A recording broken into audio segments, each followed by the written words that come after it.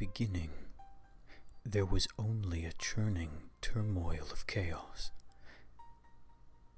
At the heart of the chaos, where all things become one, appeared an egg.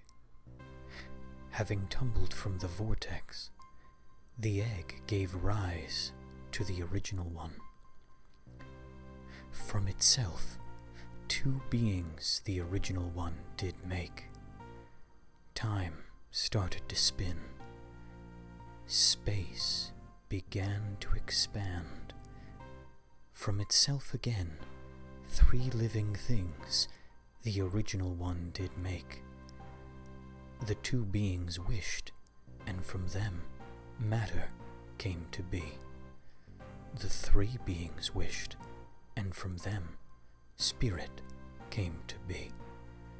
The world created, the original one took to unyielding sleep.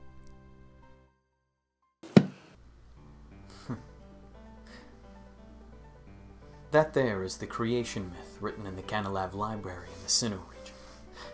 Although not complete due to probably the passage of time, it tells of an original Pokémon, Arceus, who gives birth to two creatures, Dialga and Palkia, who in turn create time and space, respectively.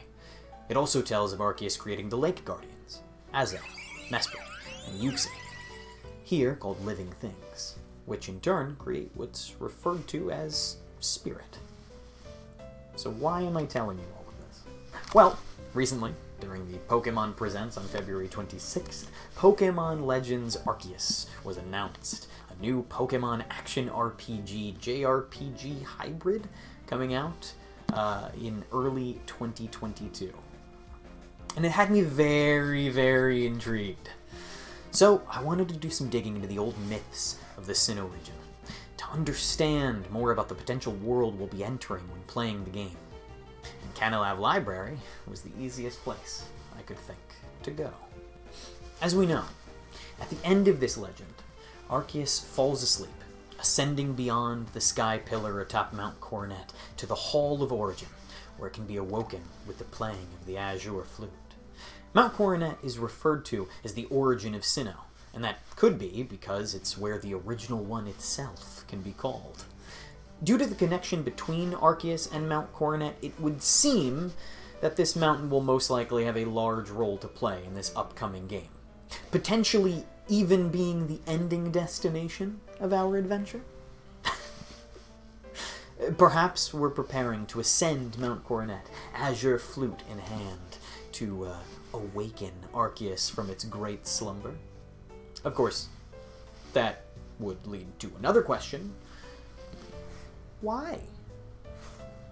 Why are we waking this great creator? Well, I could only think it would be to avoid something dire. Potentially something that threatens all the region, if not beyond that.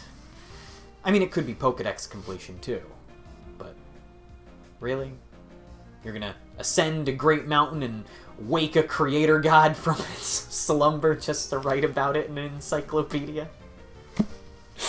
Nah, no. Seeing as how Pokédex completion is usually a parallel goal to that of the main story, I think this game will probably be the same. And through further research, I have found some interesting possibilities. The first, you might be expecting, is the threat of a creature that lurks in the distortion world. You see, as I stated before, the myth detailed in the beginning was not complete. At the same time that Dialga and Palkia were born, there is theorized to have been a third. As Dialga and Palkia created matter, the third created its opposite, antimatter. It's referred to as the Renegade, banished for its violence. Said to be silently gazing upon the old world from a world opposite ours, that world of distortion. Its name never spoken unless in hushed tones. Giratina. Perhaps this is the threat to our world? The chains that bind it starting to wither, it wishes to wreak havoc once again. I mean, that would surely be reason, right? However, that's not my only theory. You see, there's another version of this creation myth, detailed and inscribed into mysterious plates that can be found all around the Sinnoh region. And the engravings are as follows. The original one breathed alone before the universe came. When the universe was created, its shards became this plate.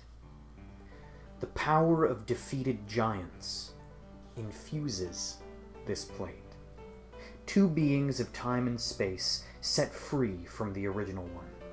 Three beings were born to bind time and space. Two make matter, and three make spirit, shaping the world. The power of plates are shared among Pokémon. The rightful bearer of a plate draws from the plate it holds.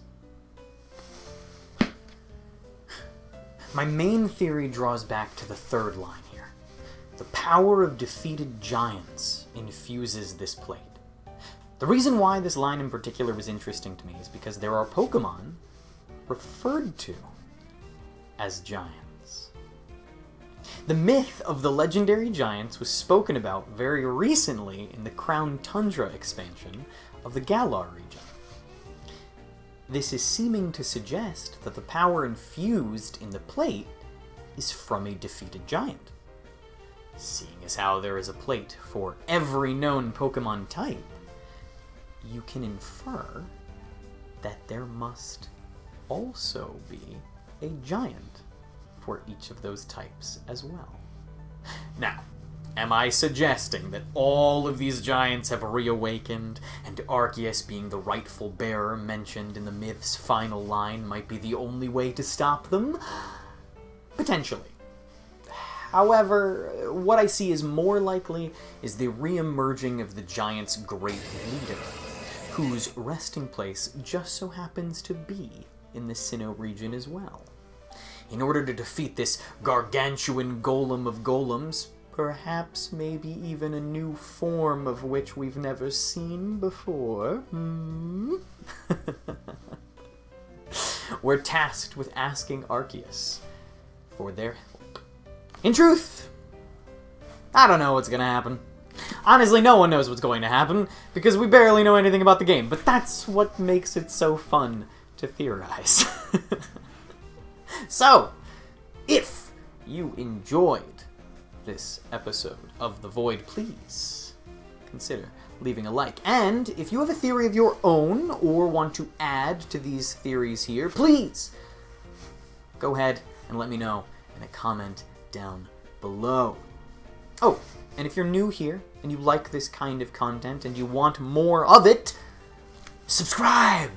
And ring that notification bell so that you never miss an episode. And as always, I'll see you guys next time.